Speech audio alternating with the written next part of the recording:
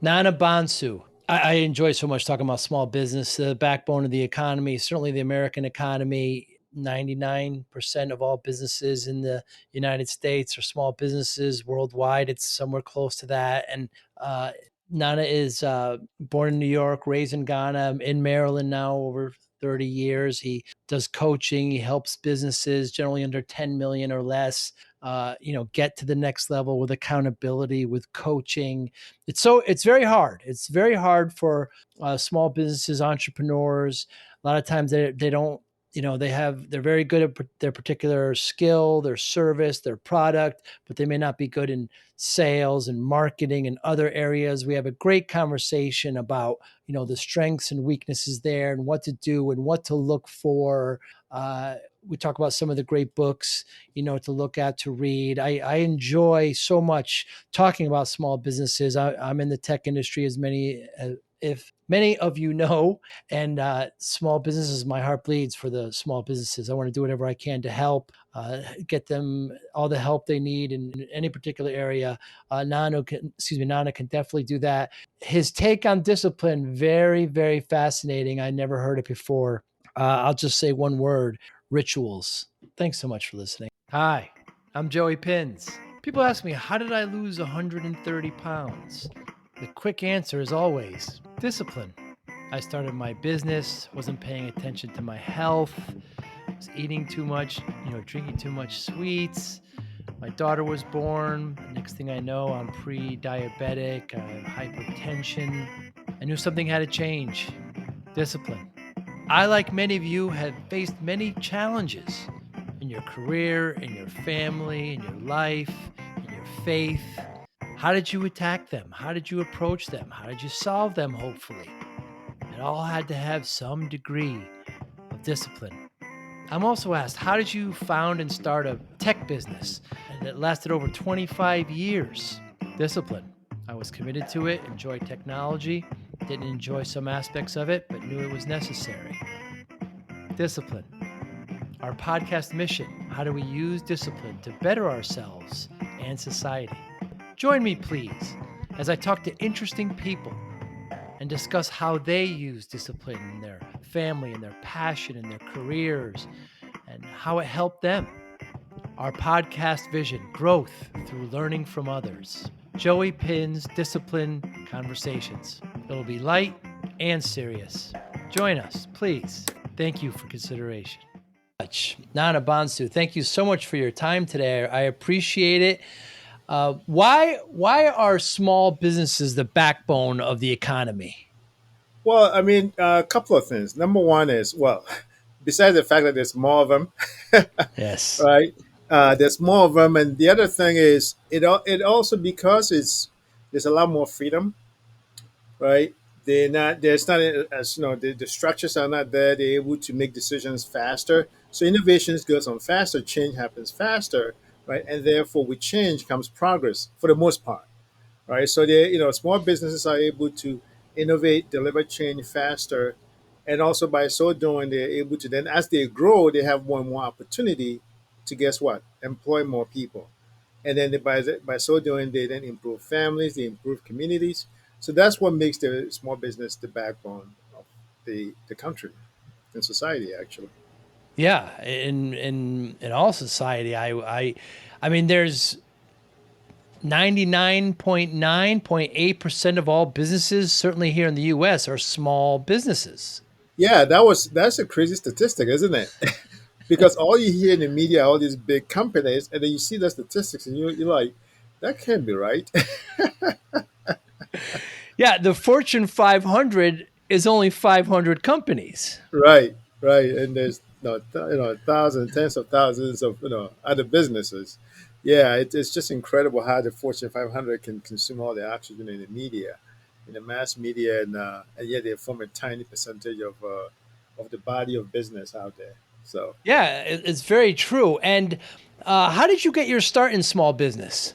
So, I mean, it's not like I come from an entrepreneurial family like other people, right? But I just have an entrepreneurial nature, right? All the personality tests that I've done just comes back. So I just, really what had me really start looking into it is the main trigger, because I've been kind of, started businesses and I've gone back to corporate world because the whole business development, it kind of takes time.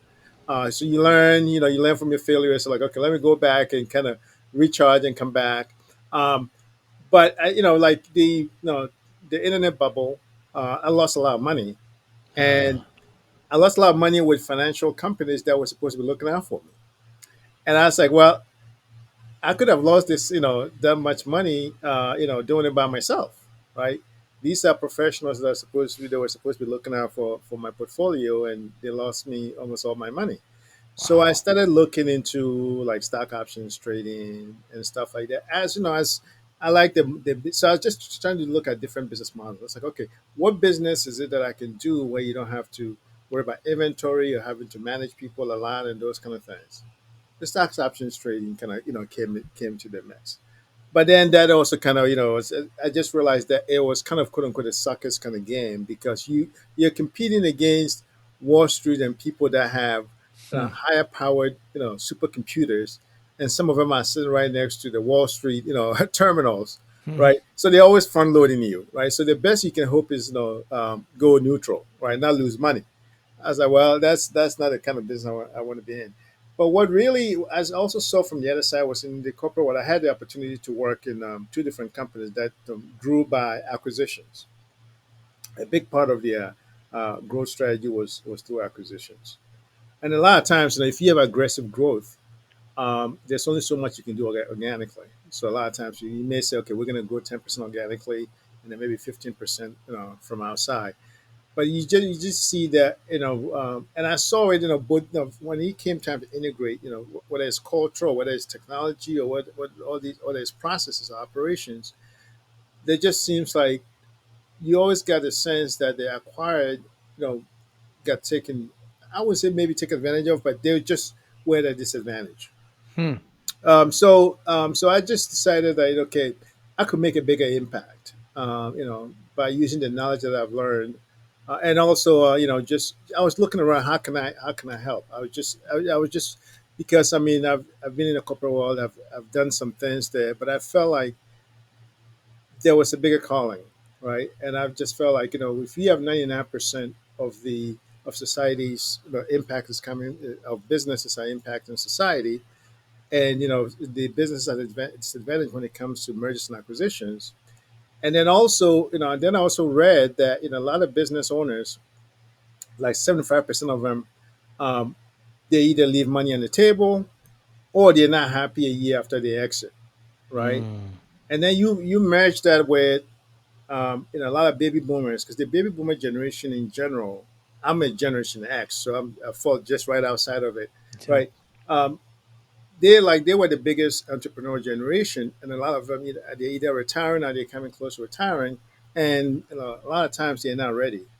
I mean, they may think, okay, I'm ready to retire, but your business might not be ready. So all of that just kind of come together. It's like, okay, there's an opportunity for me to kind of step in there and be able to help, offer my help. So that was the genesis of how I got into this space. you mentioned that the financial people let you down during the internet bubble. Warren Buffett has a famous quote about economists, and he says how he's never met a successful economist. So they're good at what they do. They're academic, but listen to your gut. Listen, keep it simple. Follow some basic principles. But what's interesting about you, Nana, is that you grew up in Ghana. You came to the States. You're a big soccer fan, which we're going to get to. It's my passion as well. And you spent 25 years in Maryland. Now you're in the Northeast in New York. But that's quite a road to get where you are, to have all these. You mentioned those personality tests, your entrepreneurial and just in your personality. Where do you think that came from? By the way, I'm still in Maryland. Oh, you're still in Maryland. Yeah. Ah, Where did what come from? your entrepreneurial sense, your parents, your friends, Yeah, your. yeah. I mean, my mom was, my mom was into business, still into business. Ah. Not formally educated in business, but that's just what she just kind of did. and and then of course I also went to business school. That's not this to say that that's where you get your sense of business from, but it was just there's some of it just there's just this whole desire of and also this whole thing about freedom, and I've come to have a different kind of perspective on how this whole freedom, because I think my notion of freedom when it comes to entrepreneurship is actually a bit warped. I just don't think that Really? freedom is the because I mean when I say freedom, I'm not talking about freedom as in freedom from responsibility, but it was just for some people it's something like, and a lot of it, a lot of times you come to realize to say it's an innate personality thing, right? You want to be able to create, right? And a lot of times you need either an unstructured and not necessarily an unstructured environment, but you need an environment where um, there is less friction to make change happen, right? So you still need structures. I mean, that's more for that's one of the things that I help small business do. Is how can we help build structures in place to help free you up? Because if you want to be able to free up your time, you need some structure. You need some standard operating procedures and things of that sort. Some kind of some systems and delegation processes and whatnot in place. Um, but it's just this whole idea of okay, freedom, impact, significance, impact on society, making a difference, and that kind of thing. So Hmm.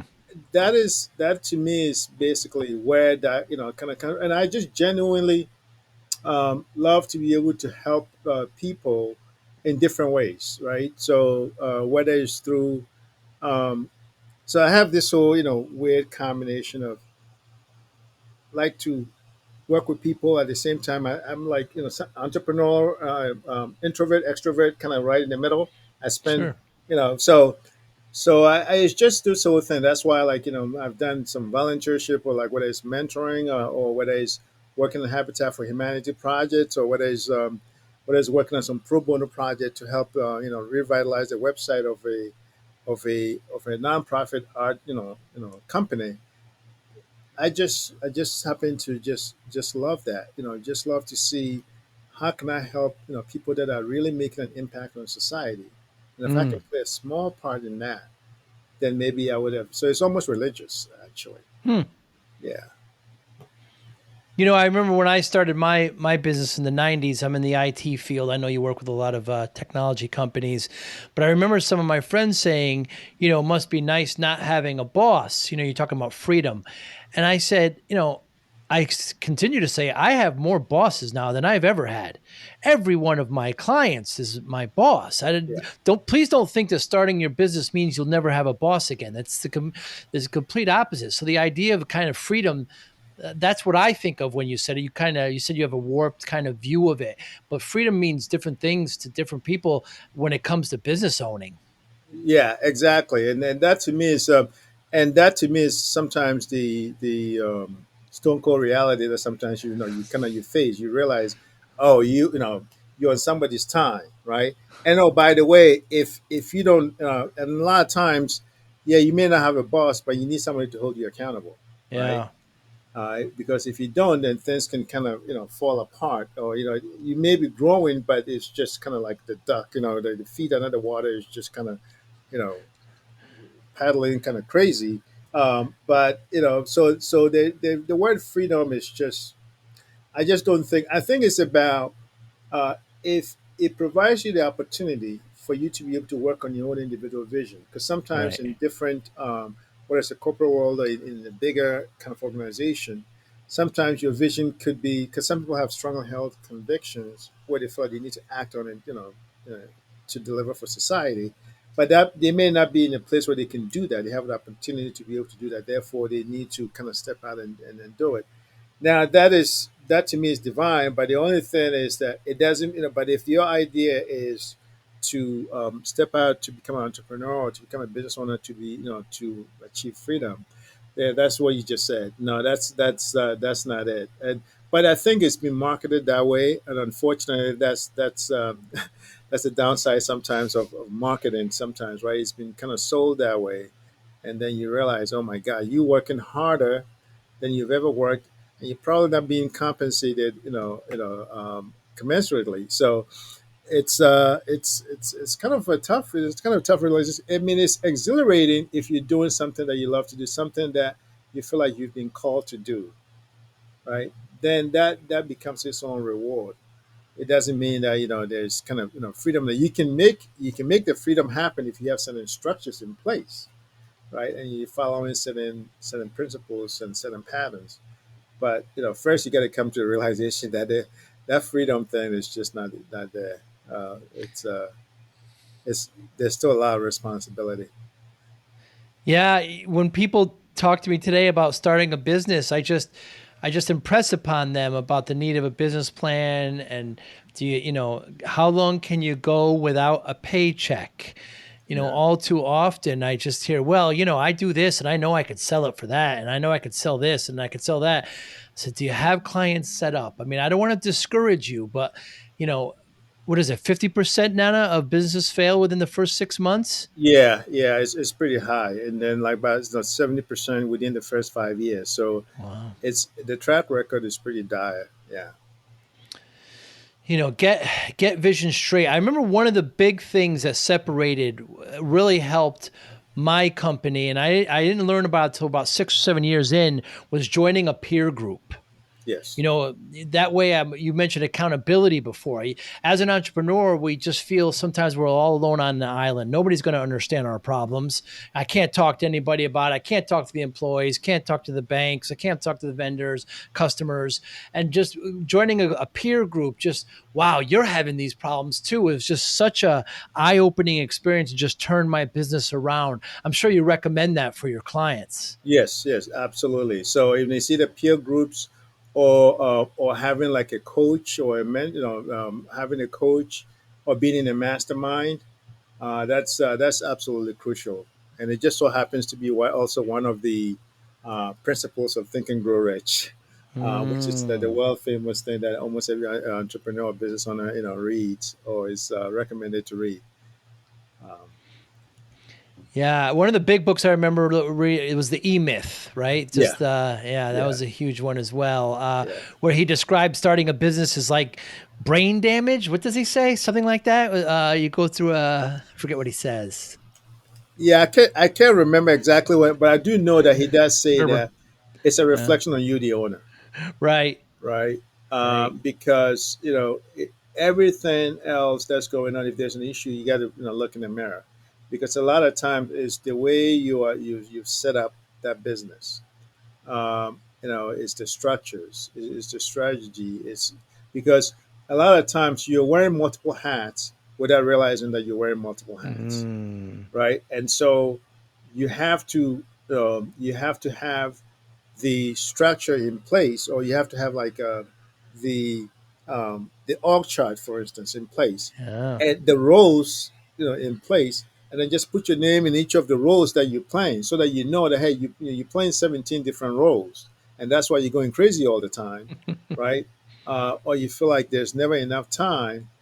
But once you put that, once you make that evident, then you know what to do about it. You know, hey, okay, this can't go on. The reason why I'm stressed, I'm having this issue, is because I'm doing more than any human being should be able to do. Mm. And you realize that just because you can do it doesn't necessarily mean you should, because it just doesn't scale, right? Um, and so that's one of the main things that comes into play, which is that hey, a lot of times it has to do with you. Don't look anywhere else. As the business owner. And we see that a lot. I see that a lot in small business too, where also the reverse is where you talked once about micromanaging, and you made a really good point. If every decision goes through you, you're micromanaging. And we see a lot of times the entrepreneur is the actual reason why they're not growing and why they're not excelling.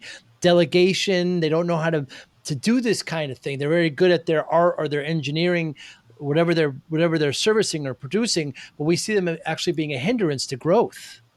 Yes, and a lot of times they need to allow themselves to be open to feedback from somebody, Mm. like whether it's a coach, a mentor, like a peer group. Expose themselves to people who are in a position to be able to point out to them why that is. Because a lot of times we all have our blind spots, and a lot of times, um,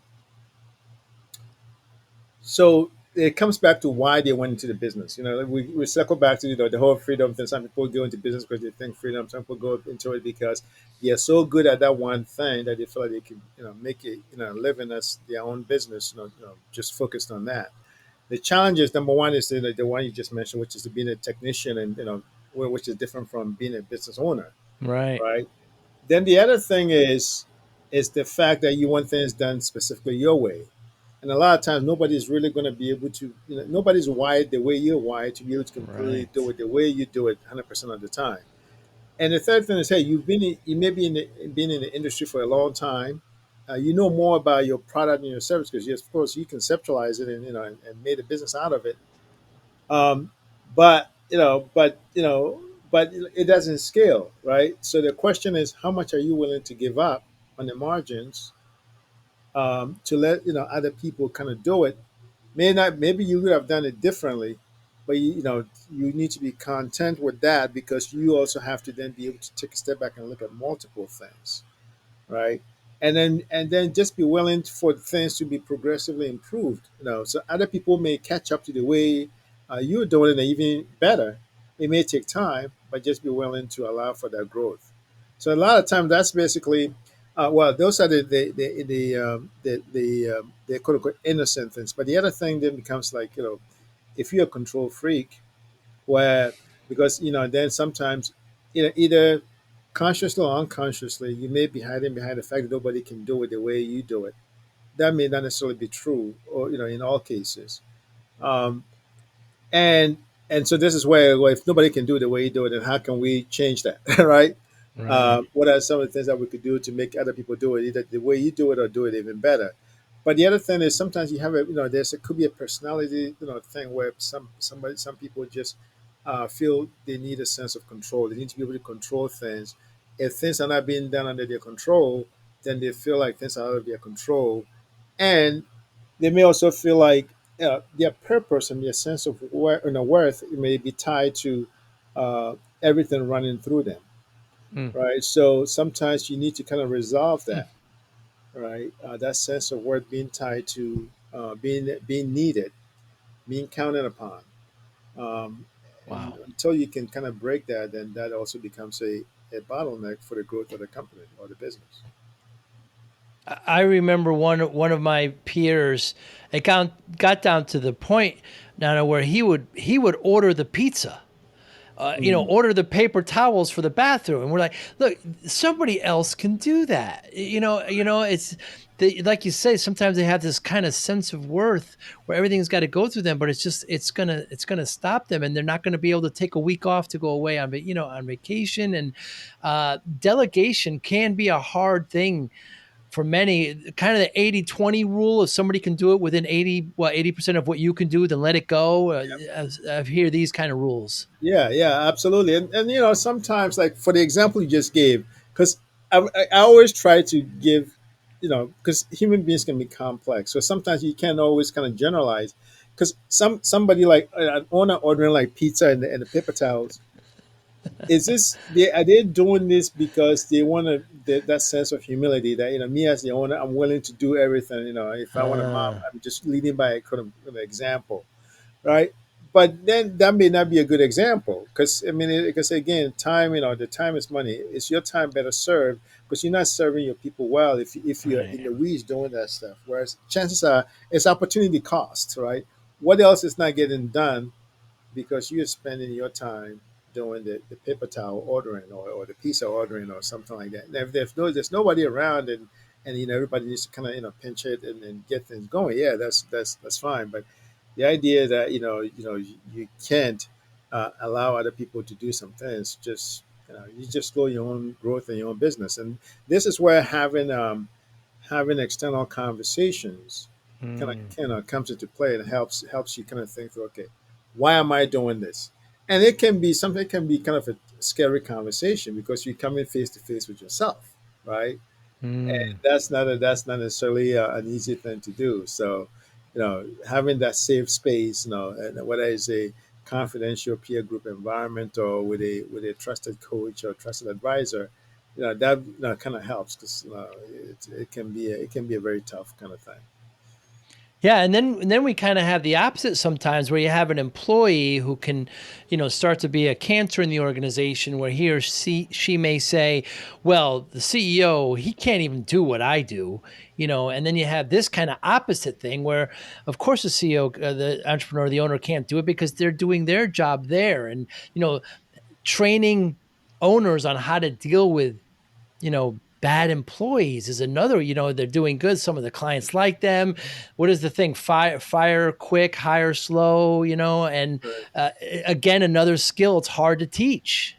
Yeah, yeah, it's hard to teach, but this is where owners a lot of times. That's why investing in a whether it's an advisor or peer group or whatnot, it's just being in that environment, right, where you see how other people are dealing with similar things Right. kind of helps, right? Because some people are lucky to be able to kind of either be born with it or they learn early from their parents, it's that kind of thing. But if you're not fortunate enough to have your parents or some kind of role model who helped you with that, that can be a very tough kind of skill to have. And a lot of times, it's not just the skill; it's also kind of like the personality, the behavior change. That's Mm, not easy to do. That's a pretty tough thing because you're wired a certain way. You can't just kind of switch onto something like the next day. That's like schizophrenic, right? So you have to like make that conscious decision and understand why the change is needed. What are the benefit? What is it causing by you not doing it a certain way? Once that's understood, then you can basically say, okay, I need some help. And so having the humility to be able to say, look, I need mm. some help and getting the help, then you can start making progress, and so does the company and everybody else. Yeah, I don't want this conversation to discourage those listening not to go into entrepreneurial into business, but just be aware that these issues are there, and you've got to take it seriously, and you've got to be well versed. You got to read, and you got to be open to criticism and accountability.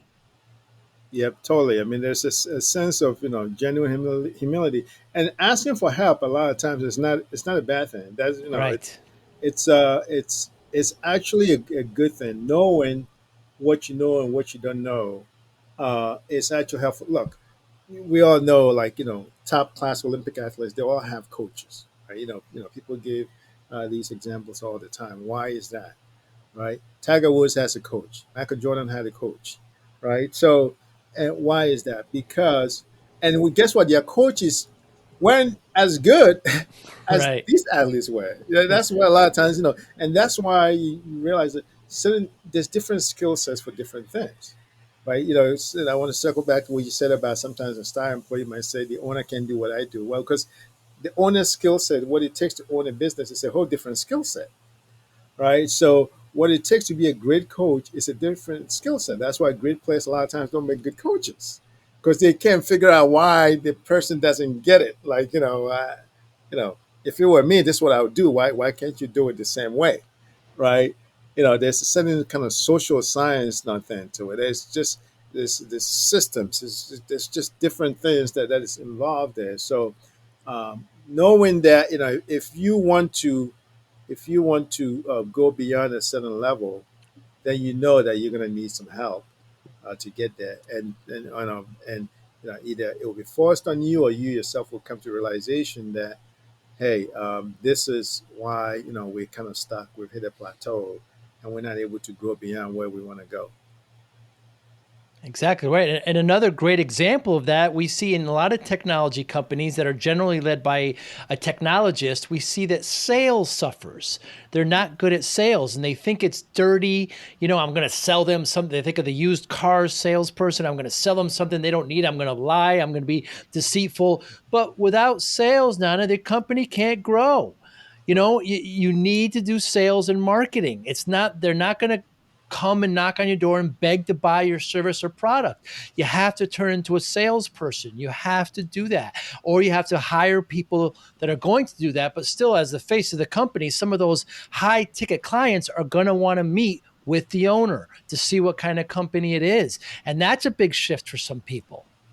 Yes, yes, that's totally true. I've seen that. I saw that even in the corporate world on the other side where I hired vendors, and And I've seen that where the owner comes in as the tech expert to answer the Right. questions, and there's the salesperson who's having that conversation, because it's a different skill set. And then I talked about introvert and extrovert. The owner may be an introvert, especially the technology folks, right? Right. A lot of times they are introverted, and in order for you to sell to people, you have to be gregarious a little bit, right? So if that's not your personality, you got to find somebody who's naturally fit. And without sales, I mean, there's no business. I mean, you may have, Yeah. and then, you talked. I know in the beginning you talked about how when you advise new folks, looking to go into entrepreneurship, to identify the market, make sure that they have a client base set up, or they've defined their market, and that there's a market for whatever it is that they want to sell. Um, this is the same thing, which is that a lot of times, build it, but they will come. Doesn't necessarily work that way. There's been many innovations that has come out, and not all of them have worked well. I mean, Right. the percentage is not very high of things that have gone on to commercial success. Is not very high. A lot of things don't make it out of the innovation stage. Some of them make it out, but they kind of fizzle out because they don't scale when it comes to the engineering side of it. So for every Amazon or Google or Tesla or whatnot, there are thousands of other things, that other products or ideas that never made it to commercial success. So being able to have somebody who is the extroverted person who can go out there and actually find out what the market thinks. Um, and there's a different way of explaining your product to lay people, or people that don't think the way you Mm. think, or are not technical. Mm. A lot of times your market is not you, Right. right? So you need people who can be able to translate what you do into the language of the people um, who are going to buy. And a lot of times you're not the right person because you're talking in jargon, and you're not able to kind of break it down into the language and the terms that regular people use. And that can be a bit of a holdback in terms of kicking the company forward.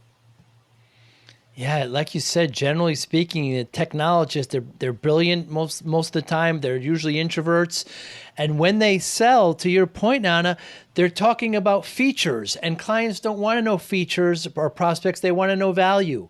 There's a big difference. I know you're very proud of your technology and all the features it has, but they want to know the value, and just a big difference. And you have to be able to make that change. The classic example, of course, is Apple. You had Wozniak, was still is a brilliant engineer, but Steve Jobs was a pure marketing salesperson, and he got that product and moved it out. It wouldn't have been successful, no way. Even though he was fired and rehired, and went back and forth. We all know the story, but Right. still, he was a pure sales marketing person, and he knew what the consumer wanted. It's just a big difference. Yeah, I mean, I can't remember the exact quote, but I heard the story about how somebody asked Steve Jobs what he did, because they're like, we have all these technology people around here. What exactly do you do? You don't write code. Right. And then he's like, "Look, I make it happen, right? His, kind of to paraphrase, right? Like they Yeah. make it, I sell it, right? If I don't sell it, there's no business, so something to that effect, So it just that's why you have the team. You have a complementary skill set. We all can play, the same position, right? Somebody's got to play right back. Somebody's got to be the running back, and things like that. So, Yeah. you have to definitely have the complementary skill sets. So having somebody who's good at selling and articulating the value, right? Because a lot of times, and that's something that those of us that have done technology work and things like that. It takes some learning. You have to come to that realization that it's a whole different way of thinking. It's like, okay, Right. because you're in it. You're like, okay, I take this iPhone. I know I can do it like this. I can do it like that. But you're not really thinking in terms of, okay, what does that change? How does that Right. affect my time? How does that, because either you don't think that way, or either you just kind of things are implicit for you, and you think people would just by osmosis just kind of understand that. But once you start really articulating things, because like you said, buyers want to know that the product works, that they're not trying to learn all about the list of features and things of that Right. sort, right? How is it going to change my life? right? How is it going to make my life better?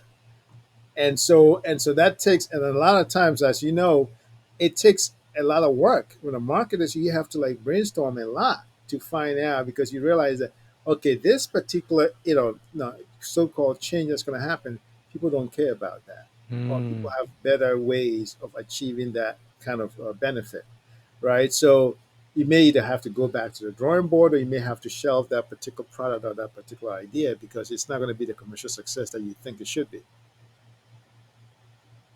Lowering the walls between, sales and engineering is, perhaps one of the biggest issues a CEO, a president, an entrepreneur must have, because you'll get complaints from both sides. Sales will make the sale and then throw it over the wall, and then engineering will say, wait, we can't do this, why did they sell this? Or the opposite may happen, where sales may say, we want to sell this, why aren't you making that? So bringing these, often they're in different buildings, they're separated from each other, but bringing them together, working together, like these questions like Steve Jobs had, where engineers don't understand what he does. This is what makes a successful, smooth business, and this comes from the top down. Yeah, exactly. This is where organizational design and development kind of Mm. comes into play, right? And this is where, when I talk about structure, when everybody's reading from the same playbook, and of course, co-location, kind of helps. But we know we're in a geographically distributed world now, and everybody can't be in the same room. So, to the extent in which you can have like virtual co-location, right? I.e., people are reading from the same book. So, having a system where the goals, right, the metrics, the values, right, it just kind of start to flow down. So, sales and manufacturing and technologists are reading from the same book. Okay, this is the business, these are the business goals, these are the business metrics.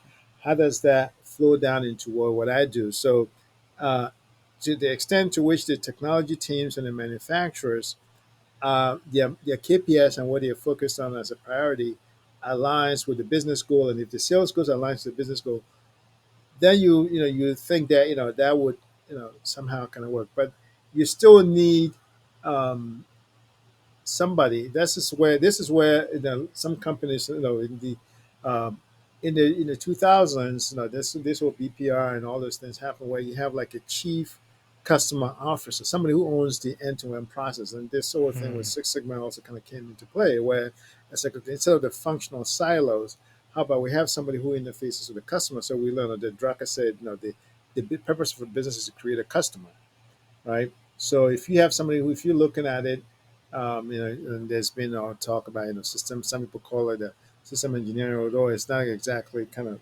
correct. Was then the system engineers be like, no, that's not system engineering. But the whole thing is that they flow from the perspective of the customer outside. How does that kind of flow in? So the customer doesn't care that there's manufacturing or technology sits here and sales is there. They just are looking for the product, does it work, or the service, does it work. And so all the touch points, right, the intake, right, the fulfillment, the support, all of that then becomes aligned. And so today, either one person owns that relationship, right, and therefore interacts, with all the sales and technology and all those folks, or there needs to be some kind of a matrix. And this is where team of teams comes into play. The book Team of Teams, for instance, comes into play, where you have the leaders in these institutions form like a team at the top, because a lot of times the execs for these functional heads that don't act as a team. So if you have like a team of of the leaders for these institutions that meet on a regular basis, whether it's daily or weekly, then that's where you start to get that alignment. Yeah, well said. Well said. What's the difference between leadership and management? Leadership is the simplest thing. Is leadership is kind of from the heart, and management is kind of from the head. Um, Ah. so leadership, and so a lot of times also management is a lot of times, in general, tends to be about position also. Like a lot of managers, they have people reporting to them, whereas leadership is kind of is a little bit qualitative, right? You can be a leader, without having the title of some kind of leader. Um, Leadership is essentially being able to mobilize people, inspire them to achieve a vision. Management is about making sure that things are being done either on time, on budget, on time and on the budget or on budget, just kind of organizing and coordinating and things of that sort. That's basically what our management is about. Yeah, that's interesting. I never thought about that heart and head, but it's true. I've had managers who considered themselves leaders, but they were managers. And Yeah, I've yeah, had, yeah, man. Yeah, and it's management is more day to day goals setting. Leadership is bringing the company forward, is looking in the future. Would you agree? yeah, yeah. I agree, and this is why sometimes you can have different styles. So, for instance, think of um, a lot of times people think of the contrast between Tim Cook and Steve Jobs, right? Ah, Steve is more of like creative minded, is always looking change the world and all these different things, and Tim Cook is more of a manager type, yes, he right? is. I mean, Yeah, he's done well. I mean, for him to step into Steve Jobs' shoes and big. kind of survive. I mean, he's done well in his own way, but it's just different contrasting styles, right?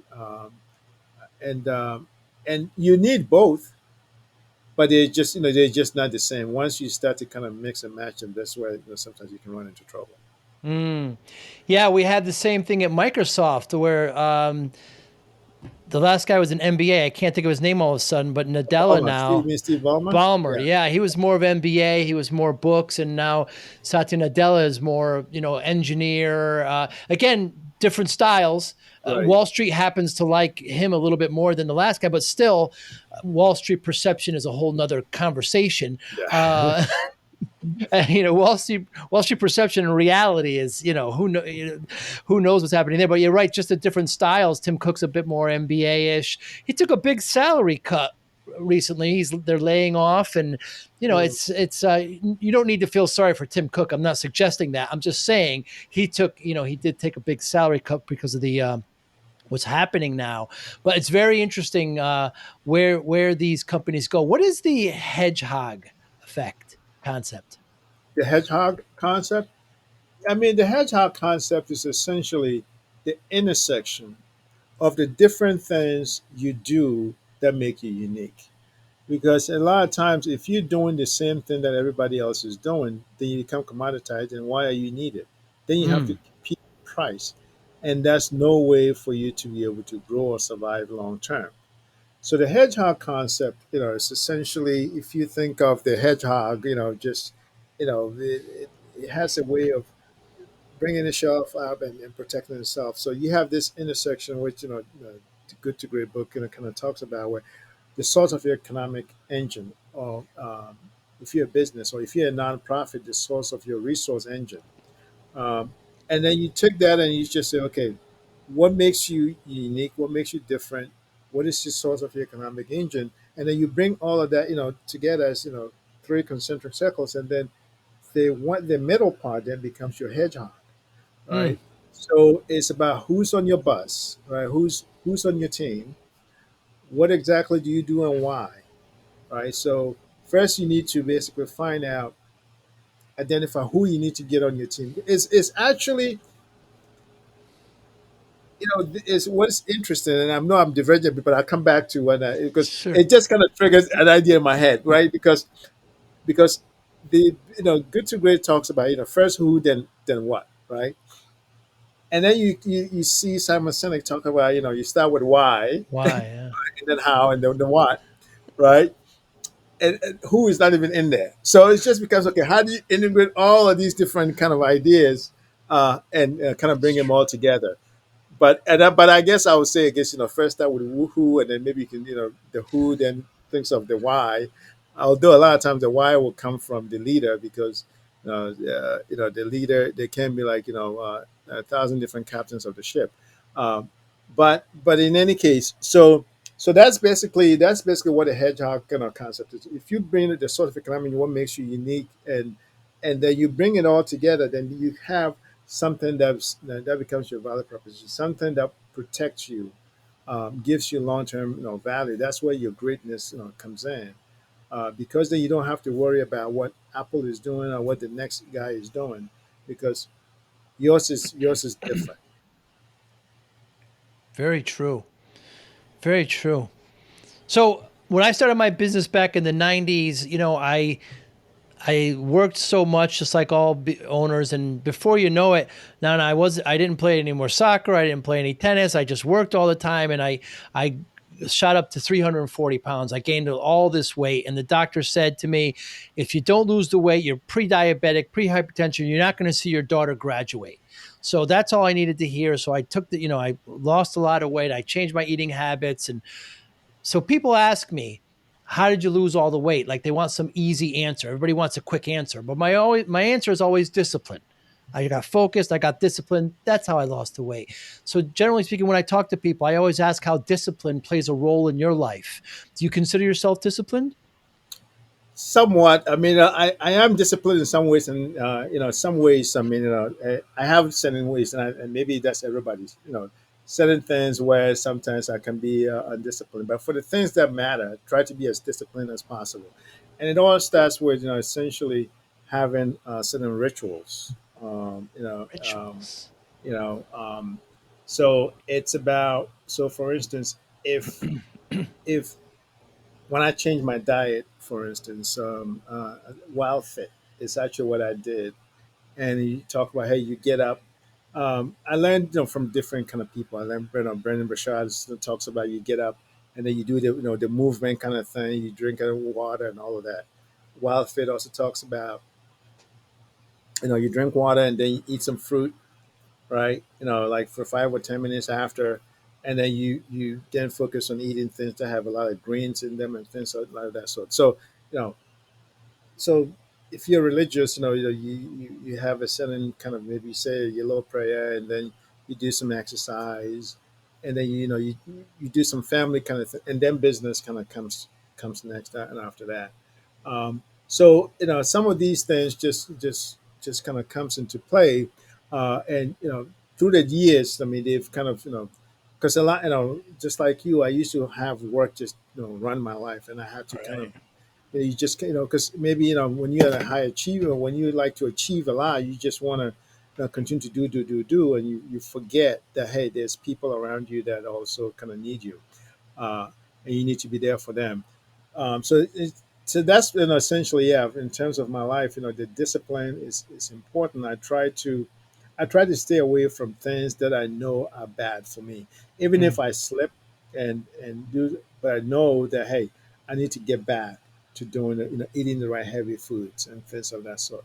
Um, the area where I'm, and sometimes I know that's discipline is, for instance, the workout kind of thing. Sometimes I go into spurts where I'm doing a lot of working out, and then I get busy, and then before you know it, okay, I'll do it tomorrow because you get up and you have to go do this and that. There's only so much time in the day, and so something's got to give, and a lot of times working out or exercising just kind of suffers in my case. Um, so that is basically where. But discipline is extremely important to me. It's one of my three critical leadership beliefs. I believe that we all Hmm. need to understand business, and business is a force for good in society. I believe that we all need to be catalysts. People, processes, and technology need to be catalysts for improving business. And I also believe that we need to be disciplined in the way we manage our organizations, or our departments, and our business. In a way that helps us grow, helps the business become reproducible, um, and and and and also in general, that's just the smart way of doing things. Hmm. McDonald's has been successful this whole while because it has a discipline of doing the way they do it. So, we should learn from the people that have succeeded. And the discipline sometimes is not for the free spirited. Discipline can be a pain, Mm. but once you learn to love it, you find a way to be creative or free spirited within the confines of the discipline, whatever that is. Then you can have the best of both worlds. And when you work with businesses, you generally work with business, I believe, under 10 million or so, small businesses. Do you do you find that discipline is something that you need to stress? with them? Yeah, well, yeah, yeah, because a lot of times that's sometimes what kind of holds them back, because okay, so there's Mm, always focus, okay, cash flow, right? You know, 'cause, you know, it's all the cash flow and payroll and things of that sort. But then you realize, okay, what's your end game? Because a lot of times they don't know what the end game is, or how much their business is worth, right? So it's just, changing the thinking of, from the short term of, revenues and sales into, okay, we have to think about how do we build a scalable business, or a business that's going to be there for long term. There's certain things that we need to play. We need to have some kind of a roadmap, and we need to have some structures in play that will help us execute over and over and over, right? Because the structures, are what's going to help you be disciplined. If you don't have the structures in play, then you may do it. Just like I was talking about with my workout. Part of the problem I have is when I used to have a personal trainer. Guess what? You show up, and then mm, they take you through the routines. mm. But when I stopped having the trainer, I say, okay. I mean, I have my own. I have my P90S box, or I have my own elliptical. You just got to go jump on it. It's amazing. You look at the thing and it's not happening, right? A day Right. will go by, 2 days will go before you know it. 6 months has gone by. So, so having those structures in place now become, very important to help you, be disciplined. Yeah, very, very true. And I like how you talk about rituals with discipline. That's a very unique take. I've never heard that before, but it's true. Kind of developing them. Uh, Very, very true. Nana Bonsu, what motivates you? Making a difference. Number one, and number two is I want to set a good example for my daughter. I have a Mm. daughter who's getting ready to be 16 in a couple of weeks, Oh, God maybe in bless you. another week or so, already. So I mean, just she inspires me a lot. She's a high achiever, brilliant as hell. Even skipped a grade, and Wow. is a musician and all of that. So Wow. just wanted to be all I can be. I feel like I want to fulfill whatever God has put me on earth to do. I want to make sure that I pay that back. I don't want to go to the grave what I haven't fulfilled, whatever God put me on earth to do. So God gave all of us a certain gifts, certain potential, and we ought to try and maximize that. So, yeah, so that's what motivates me. Just seeing other people do well, because maybe I played a small part in it, and that's in the end. That's what motivates me. Am I making a difference? That It kind of thing. sounds real rewarding. Yeah, and there's no price you can put on that. Right. It's intrinsic, right? Mm, Right. And so once you have a certain purpose, and purpose can be something that can be difficult to discover. It's a discovery process, and a lot of times you just kind of go through, life. You go through school, and you just, take some classes and whatnot, and you just kind of almost get shepherded into a certain path without realizing, well, okay, what is my true purpose? That kind of thing. And that can sometimes, for some people, can take time to discover. But once you discover that, then you don't really have to be motivated. You just kind of following that purpose, right? And then you become the best that you can be. mm. And how do you measure success? Success, I measure success by the um, impact that the impact is made on articulates it, right? So Mm, it's like communication. Communication is what the other person hears, not what you say. So I measure success by did I help somebody's business grow, by a certain percentage? Did I help make a business owner's life easier? Did I help make a team perform better? Right, team performance can sometimes be a challenge. So that is basically, what I consider to be success. Are we did I leave wherever I was better off than when I went in? If I can do that in a certain measurable way, then I consider that to be a success. well said, Nana. Communication is what is heard, not what is said. That's profound. Yeah. Very much so. I want to thank you so much for your time today. So do you still follow soccer? Did you watch a lot of the I, World Cup? I did. I did. I followed it somewhat. I wasn't able to like sit there. You know what's interesting is the last number of years, I'm not able to sit through and watch a 90-minute soccer game.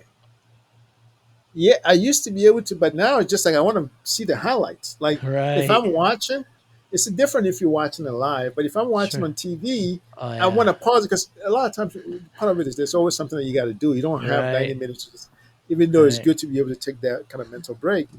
So I just like, okay, I will, so I can forward through. It's like, okay, bang, bang, bang, bang, till they get to like the 18-yard box. I'm only interested in what's happening in the 18-yard box, right? So I follow the English Premier League a lot. I follow Chelsea and Manchester United, and just those top teams, what they're doing. I also follow La Liga, the Real Madrid and Barcelona, just their game. So the top teams, I want to be able to, like I want to be able to kind of watch because soccer can be very boring. So that's Yeah. why I want to watch the top teams play because you get a lot more action, a lot more excitement, a lot more skill because it's the art. Because if you're not a soccer fan, you think it's kind of slow or boring. But if you're a fan, you appreciate the art, like somebody dribbling, somebody, giving a nice pass, that kind of thing. So the orchestration, somebody just kind of pulling the strings, that kind of thing. So that whole is also actually instructive on teamwork, right? And the question is, what motivates? What's the difference between somebody who's good at midfield and somebody who's a defender and somebody who's Mm. an attack? Right? There's just different wiring that's happening, and that Absolutely. can be instructive actually in business as well, right? Because as a strategist, you need to be able to play both defense and offense, Yeah. right? So, what position would that be? Would that be a That's a midfielder? midfielder. Yeah. Exactly. Yeah. Right. Yeah. I'm a City fan. So Okay. I watch a lot. I watch a lot of the World Cup. I occasionally I watch Major League Soccer. You got DC United there in your backyard. Yeah, I actually I haven't really watched them. I used to watch them religiously the first 3 years when actually Right. they were used to be good. Yes. When they used to be Ben Olsen and all those guys, Yeah. right? So I used to, but they moved. So RFK. I even went to watch them at RFK a couple of RFK. times, Yeah. Yeah. but they moved to a different state where the Redskins are. And I haven't. I haven't been. They got bad for a number of years, and I think that's Yeah. what kind of sucked my interest out, and then I haven't really been. I do. I just usually just go and check the table. Okay, where are they stand? Okay, they're at the bottom. Right. Okay, they're not the DC United that we used to know. That kind of thing. Yeah. Yeah. Well, Wayne Rooney played and then he coached there for a while. He managed and then yeah, and now he's in England. But I love the sport and I'm passionate about it. And there's great analogies to draw running a business and the different. You mentioned strike forwards, midfielders, and defenders, and then there's the goalkeeper, the odd lot, right? And Yep. it's a wonderful sport. I really, really, really love it. And tomorrow's Saturday, of course. We're recording on Friday. A lot of EPL, a lot of English Premier tomorrow, and it's been a great season so far. We'll see what happens. Nana, thank you so much for your time. How can we get in touch with you? Anybody who's listening? Absolutely. They can check out my LinkedIn to just go to Nana Bonsu One. Check me out on LinkedIn. I'm also going to have that free gift. You can add that to the show notes for people. We talked about discipline, and I feel like standard operating manual standard operating procedures manual is always a good thing to have. Yeah. So I give a link for people to go and download that and yeah, and then through that they can get in contact with me. So yeah, check me out on LinkedIn, and on LinkedIn you can have access to me if you want to follow up with me and have any kind of conversations or what we just talked about. Yeah, absolutely. And Nana's Nana, Hmm. Bonsu Bonsu. I'll put it in the show notes. Right. Nana, thank you so much. My daughter is a Terp. She's University of Maryland. Next time I go see her, I'll look you up. We'll have a cup of coffee. Absolutely. My wife also is a Terp, so yeah, we Ah, can talk about the Terpins and whatnot. Yeah, definitely. Whenever you're in town, definitely let me know. Let's link up. sounds good, Nana. You have a great day. You be well. Thank you so All right. much. Thanks. You too. Bye now. Thank you for listening and or viewing Joey Pinz Discipline Conversations. Please share this episode with one or two of your friends who you think may benefit from the episode. Our website, www.joeypins.com. There you find lots of resources and you could join our mailing list. Please follow us on all our social media, Instagram, Twitter, and Facebook. Podcast information, the video version of our podcast is on YouTube. Please subscribe. Audio is on all major podcasting platforms. Please follow them. And if you like it, please consider giving 5-star rating. Would really appreciate that. Would you like to financially support the podcast? You can go to our Patreon site. Consider $5, $10, or $20 a month.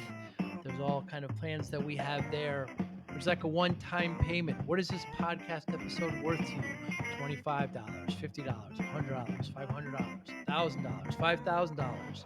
You be the judge. You can go to our PayPal account to do that as well. Thank you again for listening or watching Joey Pinz Disciplined Conversations.